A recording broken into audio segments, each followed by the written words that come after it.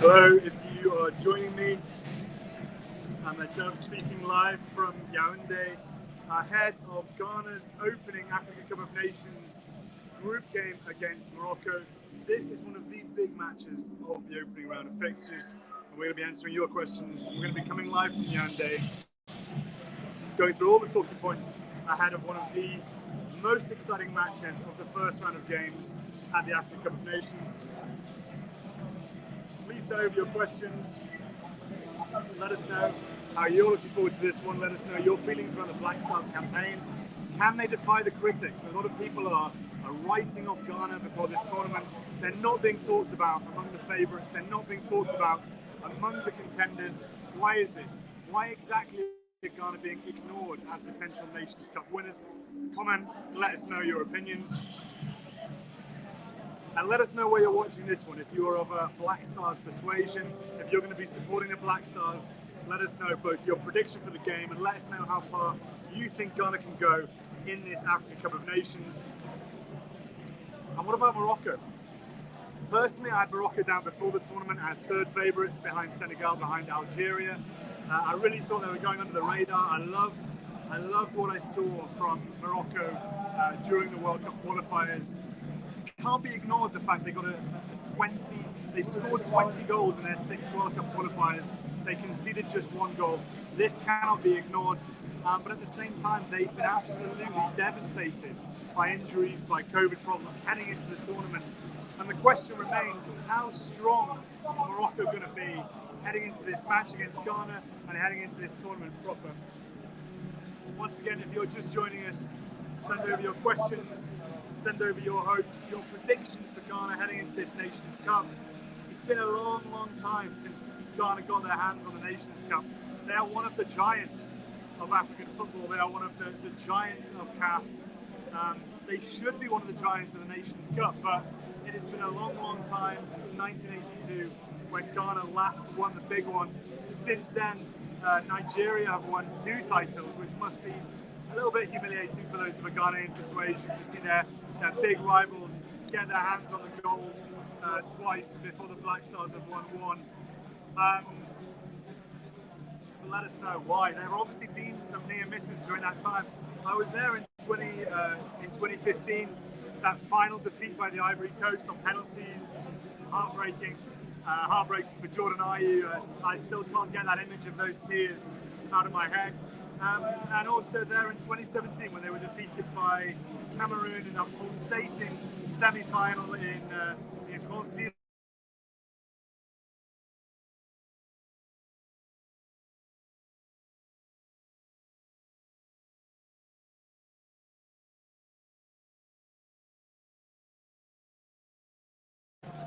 But this is a Ghana team that still have a lot of experience. You're still going to have Andre Ayew, you're still going to have Jordan Ayew.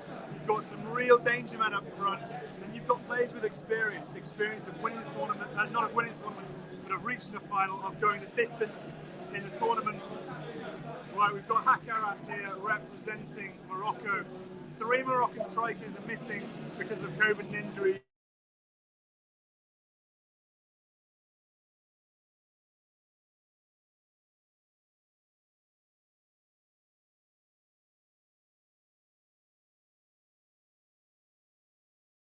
Morocco's prospects in this Nations Cup. Youssef En-Nesyri of Sevilla was meant to be the key striker for the Atlas Lions heading into this one. Obviously, he's had his injury problems. He's still not fully recovered.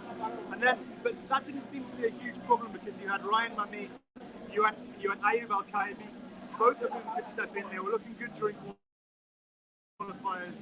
Al-Kaibi now has COVID. Mami is also absent for this one, I believe, due to injury, which means your 3 main strikers are going to be missing. And on top of that, Hakim Ziyech, that playmaker, he's been in the Champions League final with Ajax. He's one of Africa's best players, let's face it. But he is not going to be here. Vahid Al-Hodzic made the decision to cut him out of the Morocco squad due to disciplinary issues. It is a decision that has really been divisive among Morocco football supporters. Some of them, they like the strongman approach. They like the decision to go for team unity over the individual. But at the same time, can Morocco really afford to be without the Chelsea playmaker? The lady just fell on Stefania. I hope she's okay. Can they really afford to be without a player who's playing for Chelsea, who's reached Champions League semi-finals, who is one of the most creative talents in African football? Maybe if you've got En-Nesyri, you're not going to feel it as badly. Maybe if you've got Ryan Mami and Ayoub El-Kabi performing, maybe it's not going to hurt you as badly. But with those three out injured, is the decision not to play Ziyech, not to pick Ziyech, is it really going to come back to haunt Morocco? I am worried. I'm going to tell you guys, I am worried. I think this is a decision that really could come back and hurt Morocco. Is it hubris? Is it arrogance? I don't know. And also you've got Amin Harit of Olympique de Marseille, who hasn't been picked. And of course you have Nusayr Mazraoui, also of Ajax, who has a really useful guy to have in a tournament environment, a utility player, someone who can play right back, can play left back, can even play defensive midfielder. Really big decision from Halilhodžić not to pick him. Hakaras, let us know what you think. Is this a mistake for Morocco? Abdul Latif there, Mansour with the just with the Moroccan flags, and just to balance it up, Bruce Rondana Yeboah with the Ghanaian flags. Just to make sure here at goal we are equal. We don't favour anybody. Sometimes, or rarely. Sifo here. Good luck to Morocco. And Hakaras offering some optimism. Tissoudali and Boufal will blow your minds. These are the players, of course, who we are expecting Halilhodžić to turn to compensate for the absentees. Tissoudali, is set to make his debut, his Morocco debut here against Ghana, which is obviously not ideal to have a player only taking steps in international football in such a big match, in such a big occasion. But Sofiane Boufal, he is an exquisite playmaker, a fantasy footballer. I've often called him a fantasy footballer, capable of doing incredible things with a football. We saw that in France with Angers, with Lille briefly. We saw it in England with Southampton on occasion. But here in the African environment, playing with his compatriots, are we going to see something truly special from Sofiane Boufal? And what an opportunity for him. No Ziyech. Is Boufal the man who can step up and make the difference for Morocco? He's certainly going to trouble defenders. Capable of magic. He's capable of the unpredictable. He's capable of ball beyond players. And these are all qualities, these are all attributes that are very rare to find. And if you've got a player who can do this, who can hurt opposition teams in this way, you've got to make the most of it. Boufal could have a real point to prove in this one. Laurent Makondu, a regular contributor here. The Black Stars haven't been the same since the 2010 World Cup. Could they use this tournament to rebuild and be at their best again? Well, we can't avoid parallels to the 2010 World Cup, because of course Milovan Rajovic, the man who masterminded the Black Stars run to the quarterfinals on that occasion, is once again at the helm of the national team. He is once again going to be taking the reins for the Black Stars. We've already seen an upturn and improvement from the national team since he took over. There was a lack of identity under CK O'Connor. There was a lack of seemingly a lack of confidence, I believe, under the former regime. But now with Rajovic back, I think he commands respect among the players. Some of those who he worked with before, and some of those who he's yet to work with, just starting to work with now. And I think, yeah, this could be the tournament where we see Ghana start to really reaffirm themselves as an African giant. I'm really excited about Isahaku Abdul Fatawu. He's been featured in Goal Next Gen lists. He has been celebrated as one of the great African wonder kids of this generation, one of the most exciting players emerging on the scene. He featured for Ghana. He started in their friendly defeat by Algeria before the tournament, suggesting that the coach is looking to use him in this tournament. I think he's the second youngest player here at the Nations Cup. I don't know if we're going to see him today. Maybe the game against the Comoros would be a better occasion for him. But he's certainly a player to keep an eye on. He's certainly a player who's going to be part of this next Ghana generation. Maybe this tournament will come too soon for him. That remains to be seen. But either way, he's going to be a name to look out for in African football. And he's going to be someone who's going to be part of this Ghana rebuild. Also, Suleimana, I think he's not yet with the team. There are doubts about his participation. And Mohamed Kudus is another one who we were expecting to play a big part in this tournament. But I understand that he's still with Ajax and he maybe is going to be involved later on in the competition. But I don't believe he's going to be involved here today, which is a great shame because in the past, Ghana have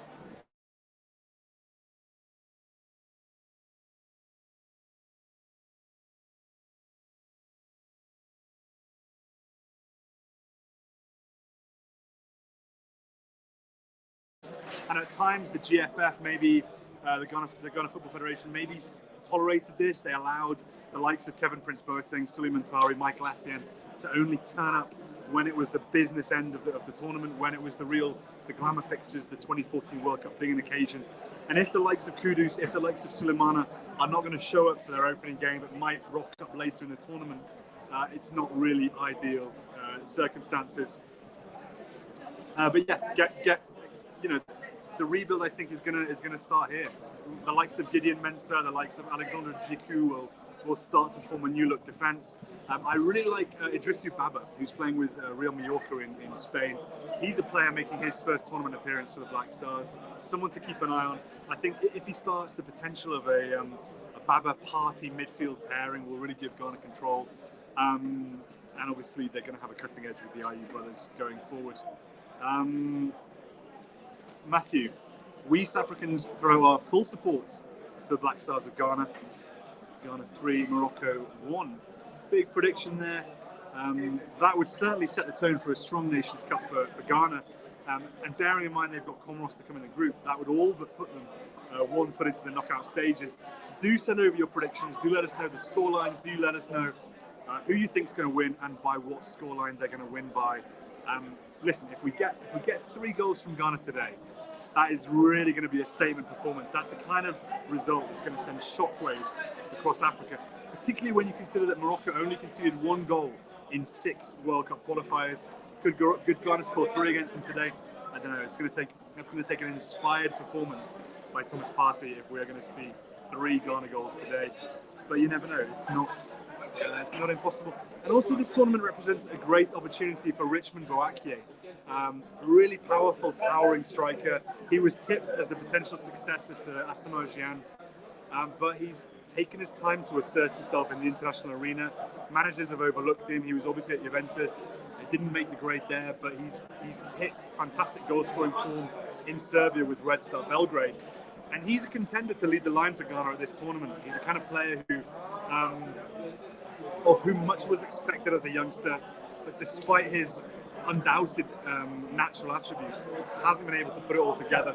Could this be the tournament where we finally see Boakye really prove that he's the right man to be Gyan's successor? There's a whole debate there that we could be having. We probably should be having actually on who the top scorer is. With Morocco's players injured or with COVID, it could be that Boakye is the man to take centre stage. More from Hakaras. We really appreciate you giving us the Moroccan point of view here. Yes, not picking Ziyech is a mistake, but this group is very homogenous. I think it means that all the teams have the same quality. Even if Morocco won against Ghana recently, I still think Ghana have a very good young group. I would agree with that. There's promise. Is this tournament coming too early in Ghana's development? That's the question. They haven't had that long under Milovan Rajovac. I think just 1 or 2 international breaks. I think we're going to see the true quality of his impact later this year, World Cup playoffs, maybe the tournament itself. But you know, this tournament is a bit of a clean slate for Ghana. I mean, little is expected of them. They've got a tough group. Obviously, there's always going to be a certain level of expectation. But speaking to the journalists here, you know, usually when Ghana journalists arrive at a Nations Cup, they're full of confidence. They're really backing the Black Stars to go the distance. That hasn't been the same this time around. They're much more muted, much more circumspect about Ghana's chances, a little bit more humble, perhaps you could say. And it'll be interesting to see whether that carries on, particularly if Ghana score the opening goal. Particularly if Ghana scored 3 goals, I think we're going to see a lot more Ghanaian optimism. But it's been a tough few years. The last Nations Cup didn't go particularly to plan for them. They obviously weren't present at the 2018 World Cup, which was, you know, a blow for the country, a country who really had grown to kind of expect World Cup qualification. And so we'll see. Could this tournament be the competition where we see a new young Ghana generation and we start to see a turning point for the Black Stars? thank you all of those of you who are joining us so far.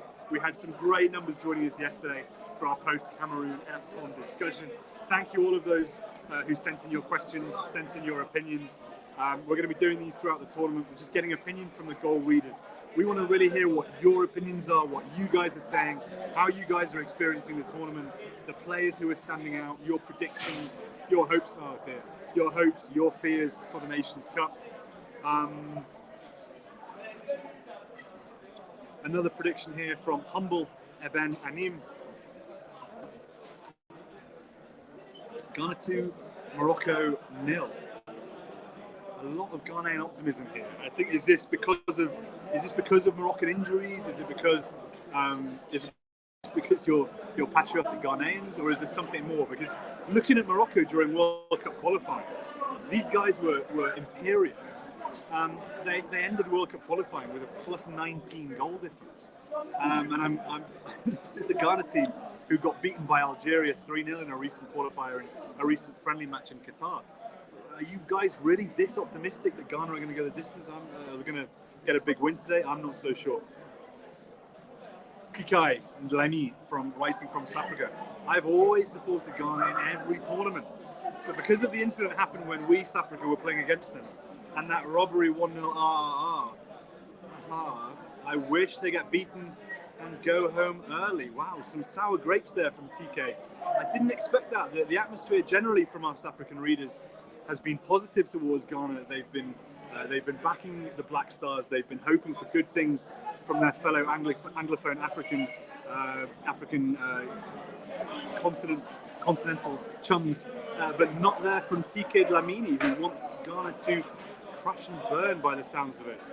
Lorato 2-1 to Ghana. This is obviously a South African reader who is weighing in with also backing Ghana, not quite as optimistic.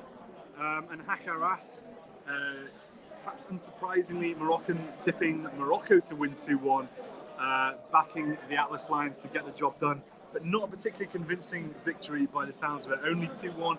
I'm intrigued that you think Morocco are going to concede, because during qualification this Moroccan defence was outstanding. They're going to only be better organised with Vahid Halilhodzic having had time to work with the team. Obviously, they've got the likes of Ashraf Hakimi, probably Africa's greatest defender today, even though his main contribution comes going forward. But yeah, why are you thinking that Ghana are going to score? Is this just respect for the Black Stars, or is there something else in the Morocco camp that we're not aware of? Also, what do people think of the decision by Barcelona winger Azal Zuli to reject the call-up to come and join Morocco? He's holding out potentially to represent Spain. He's decided to stick with Barca, not come and represent the Atlas Lions. Obviously a real shame. We want to see the best talent here. We want to see him here, the brightest young players from the continent representing their national teams. But is he going to come to regret that decision? The likes of Joel Matip and of course Emmanuel Dennis. I don't want to talk really about Emmanuel Dennis. That whole story with Emmanuel Dennis and what gets me so angry. But yeah, we're missing some prominent African players here.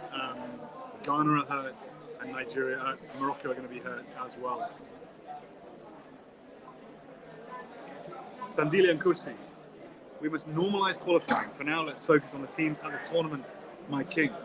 Well, Sandile, you don't need to call me that. You don't need to call me that. Yesterday I was being called Sir, today I'm being called my king. I don't need that. Lord is fine. It's an interesting point that you're making there. A lot of attention does go into. Well, some people are different. Some people focus on qualifying. Some people don't focus on qualifying. Some people say it's irrelevant. Personally, I'm not of that opinion. I think that as a journalist, I take all the evidence, all the information I can get my hands on. I try and evaluate it, which is the most valuable, which is not valuable, and I try and make decisions about how the information we've got, what we've seen from these players, what we've seen from these teams in competitive matches, in qualifying matches, in friendly games, in the build-up to a tournament. What can this teach us about what we're going to see from the team come the tournament proper? And so I think you can't discount friendlies. You can't discount the fact that Ghana were nervous against Africa in that match. You can't discount the fact that Ghana struggled to break down an Ethiopia team. These things are, this was a team who were trying to get points in a competitive game, How did they deal with the obstacles they faced? I think it is acutely relevant to what we're going to see today. Obviously, the team have had, this is a tournament environment, so that's a different factor. They've had time to work intensely with the coaching staffs over recent days. That's a different factor. Obviously, there are absentees, there are players who are present, there are players who might join up later. This is a third factor, but we can't discount the qualifying. We can't discount the fact that teams get momentum. Teams build momentum. They can establish a climate of success. Look at what we're seeing with Algeria. It matters to Algeria the fact they went through qualifying unbeaten and they have maintained their undefeated streak. This kind of thing is important. It gives players confidence, it gives them self-belief that actually, whatever the circumstance, whether they are away in Guinea-Bissau or whether they are at home against Egypt, they can get the job done, they can beat the teams who are put in front of them, they can keep clean sheets, and this is why it matters. And so, yeah, let's not focus too much on qualifying, but Sandile, I don't think going can be. I don't think the qualifiers can be ignored. Mogadishu, good luck, South Africa. I don't know if he's saying good luck to South Africa there, in which case he's set for major disappointment when he realises that Bafana aren't actually present here at the Afcon. Could someone tell Moga that South Africa aren't going to be here? Or if he's saying good luck from South Africa, in which case, Moga, let us know who you're predicting, who you're backing to go the distance in the Nations Cup. A prediction here from Carolus, Morocco 0, Ghana 1. Yeah, I think actually, when I look at my prediction, my expectations for this game, it's all changed in the last 48 hours with these Moroccan injuries. Actually, now I'm starting to get a little bit more optimistic for Ghana. I'm starting to believe that maybe the Black Stars could do something. Listen, if you are a member of the Black Stars team and you're hearing that that Morocco have been hit by all these injuries, that their three main strikers are absent, plus Ziyech isn't there, what a boost! I mean, what an absolute boost that is for you. Like, if you're Thomas Partey, you're heading into this. I'm not. If you're Thomas Partey, you're heading into this tournament, this game, and you're thinking, right, how can I deal with Hakim Ziyech? How can we as a midfield keep Hakim Ziyech quiet? How can we make sure that we win the control of the midfield? And then you hear the news that, hey, Hakim Ziyech isn't going to even be there. That is such a boost. That is such a boost for Ghana. It's such a boost for the Black Stars. And I just wonder if that could give Ghana the lift they need to actually get the win here and to actually start their tournament with a victory. Derek Foncher, he's gone for a prediction and a question from a Man City fan here. Derek Foncher, he's saying Ghana 1, Morocco 3. So he's backing the Atlas Lions to overcome their injury problems, their COVID problems. They've got a swathe of COVID absentees to get the win here against Ghana.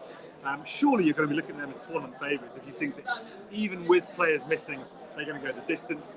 How are the internet services in Cameroon? Well, I have to say, and you can quote me on this, Derek,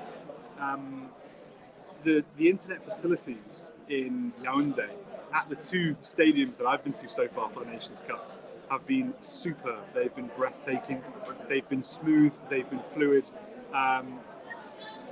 Occasionally at Nations Cup tournaments or African tournaments, the stadium Wi-Fi isn't flawless, but that has not been the case here. Here it has been fantastic. I'm going to take some of the comments here from Goal Africa handle. We are getting a lot of feedback here from our readers in South Africa.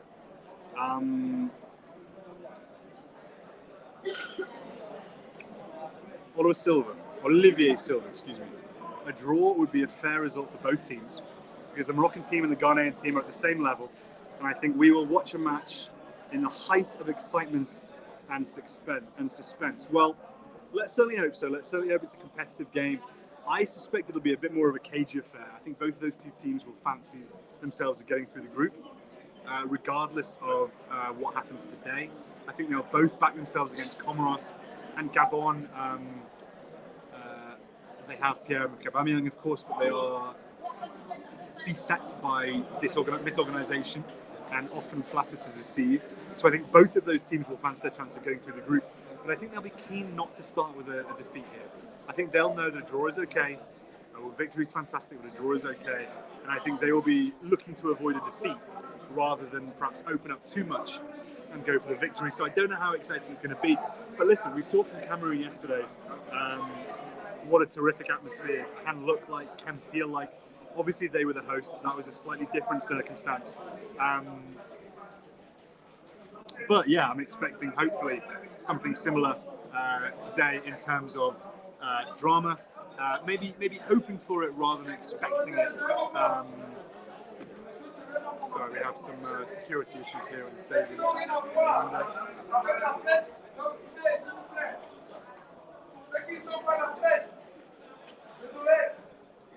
Non-press need to leave, so I think we are okay. I think they wouldn't really kick out Goal Africa.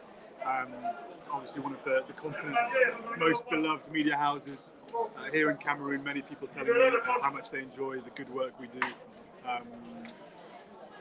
covering African football, covering your favourite players, the biggest teams, the biggest national sides from the continent, bringing you the hottest stories from African football.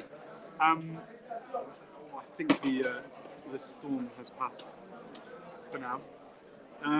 Victor Oni Williams, the Leone Stars of Sierra Leone will shock the world against Algeria. I don't know. Victor, listen, I love a passionate supporter as much as the next guy, but I don't know if the Leone Stars is a team who conceded 4 against Nigeria. They did score 4 against Nigeria, but they did concede 4 against Nigeria. I don't know if they're going to be able to keep Algeria at bay. But let us know why. Let us know why you're optimistic, why you believe the Leone Stars of Sierra Leone will shock the world against Algeria. Like I said last night here at Goal Africa, we're all about the insight. We are about the analysis. We want detail. We want to know why you think what you think. Don't just tell us Sierra Leone are going to shock the world. Because quite frankly, Victor, with the greatest respect, no one believes you. We want to hear why. We want you to convince us. Hak Arras giving us some inside information here about Ezal Zouli, obviously the young Barcelona wonder kid who will not be present here at the Nations Cup. He says that the president of the Moroccan Football Federation, the Royal Moroccan Football Federation, spoke to his family and confirmed that he is only considering playing for Morocco at the moment, but wants to win his place in Barcelona. He will be with Morocco in the World Cup qualifiers. So that's kind of, yeah, thank you for clarifying that. I'll put that information again on the screen so that fans can see that. I don't think there's any disgrace in that. He's a young player. He's just broken into Barcelona. That is obviously a massive opportunity. Barcelona are one of the world's biggest clubs, up there with the likes of Real Madrid, Manchester United, Liverpool, Tottenham. So you can't blame him for focusing on his club career, perhaps at this nascent stage. But from an African point of view, it is a shame that we aren't going to be seeing the widest array of African players that we can see here at the Nations Cup. So good luck for him with Barcelona, but a shame for us here in watching the Nations Cup.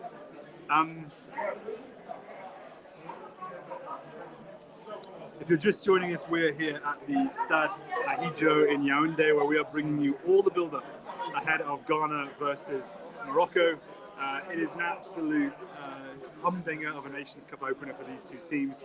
Two of the two former winners, of course, two of the biggest sides in the African continent, and two teams who will be hoping, some may say expecting, to go the distance in the Nations Cup. But today we're going to see their credentials in a tournament environment, in the Afcon environment. We're going to see exactly what these two sides are capable of, even if there are going to be some absentees. I'm watching you from the UAE, live from the UAE Abu Dhabi. This is Michael Jassi Bafo, a Ghanaian supporter here, and he's gone for a 2-0 Ghana victory. Michael, let us know why you're so confident. Because Lord knows, perhaps I agree with you, but I want to hear why. I want to hear why you're tipping the Black Stars to defeat the Atlas Lions. Aquilani Jeremiah, slightly different point of view here, going for a 3-0 victory for Morocco. Lee Abubakar is asking for any betting predictions. Guys, if you want any information on the odds, you can check out goal.com. I wrote an article which was called Eyes on the Afcon Odds, which basically goes through all of the different odds you can find for tournament winners, for top scorers.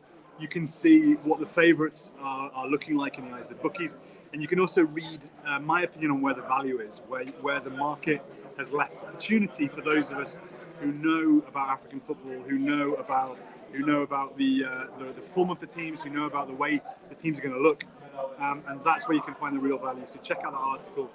Maybe Social Team could drop it in the comments, and you can get all the information you need about the odds on that in that article.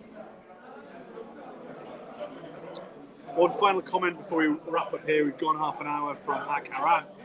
Thank you so much, Hak Haras, for your opinions today, for giving us the Moroccan point of view. We really appreciate you giving our Ghana readers and our readers around the rest of English-speaking Africa some insight from a Moroccan point of view. He says Morocco conceded only once, yes, this is during the qualifiers, but this is Afcon, and Ghana have a Premier League style of play, very good up front, but their defence is not very solid. That's why I think Ghana have all chances to score today. Well, let's see. I'm glad. I love it when people argue with me. I love it when people disagree. I love it when people give differing opinions. So let's see if you're right. Let's see if Morocco's defence in a tournament environment up against a tougher opposition, whether they can hold firm or whether they will concede goals, and whether Ghana can take their chances and can win big today. Guys, I'm going to sign off now. Keep the comments coming. Let us know your predictions. Let us know your feedback. Send us some thoughts about Nigeria. We're going to be going live later this evening after the Ghana game to recap what's happened for the Black Stars and to look ahead for Nigeria, Egypt tomorrow. That is obviously a massive fixture. So let us know your predictions. Send over your questions for that game. I want to hear what you want to know from the Super Eagles camp ahead of the Egypt game. I haven't decided yet whether I'm going to allow us to talk about the players who aren't there. The likes of Onuachu, Igalo, Osimhen, Emmanuel Dennis makes me so angry, Abdullahi Shehu, or whether I'm going to institute a ban on all discussion of Cyril Dessers, whether I'm going to institute a ban on all Super Eagles players who aren't there, and we can only talk about the players who are present and with Nigeria here at the Nations Cup. Let me know your opinion. Should we only focus on the Super Eagles who are here, or do we need to talk about the players who aren't here, the missed opportunity, how the NFF are handling this competition, how they're handling Nigeria's preparation for the Nations Cup? Because a lot of you are inundating me with fury when it comes to Super Eagles preparations. So let me know the questions you want answering. Let me know your opinions, your predictions. Let me know what's bothering you. A lot of people are very worried about the Super Eagles, about Nigeria, about their chances. So Ghana fans, send over your feedback after the match, during the game. And Nigeria fans, we're looking ahead this evening. We're going to be looking ahead to the Super Eagles against Egypt. Thank you all for tuning in. Stay in touch with Goal Africa's social handles and Goal Africa as we bring you the absolute best of Nations Cup coverage during the Afcon 2021. Thank you.